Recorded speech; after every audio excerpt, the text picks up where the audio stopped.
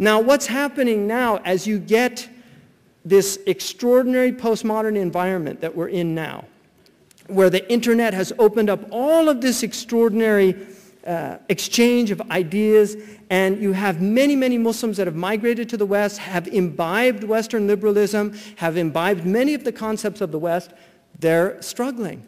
There is a lot of soul-searching going on.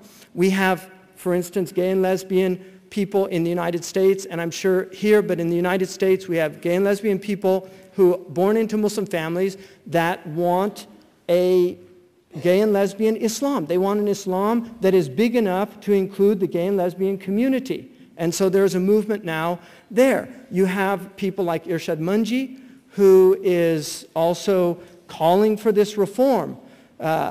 The misunderstanding, I think the trouble with Islam today, becoming a spokesman for a certain type of progressive movement. The question is, why is there so much distrust and trepidation by the Muslim grassroots? I would say the fundamental reason is because Lord Cromer, and I don't know if he went to Oxford, but Lord Cromer, who was the governor of Egypt, a close friend of Muhammad Abdu's, said, a reformed Islam is not Islam. And I would argue that that is true and that's not true. It's true in that the fundamental thrust of Islam is that it was a reformist movement to begin with. Islam was redressing the problems that they saw inherent in Christianity, the sectarianism. People have no idea the number of sects of Christians that existed in the Middle East at that time. The Nestorians, the Jacobites, the Arians, the Byzantine Orthodox, the Catholics, all of these different groups. The Malibari Nasranis, who are still in existence in India, had to flee to India, who were Semitic Christians like Ebionites.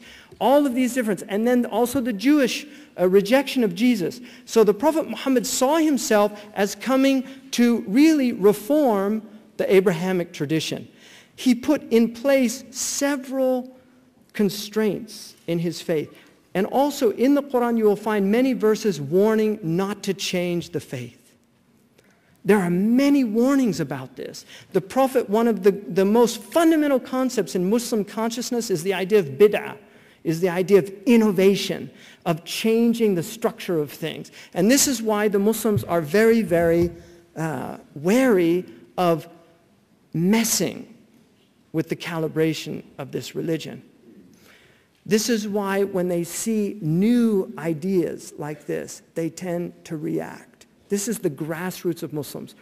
This, I do not believe, will change for any time soon. I really don't. I think that you will find, and in the Muslim world, this is particularly acute, far less so here. I think Western Muslims are extremely tolerant of many divergent opinions. Even the spectrum of our understanding is quite broad, and what we allow to go under the umbrella is much broader than in many places in the Muslim world. Not all places, but in many places in the Muslim world.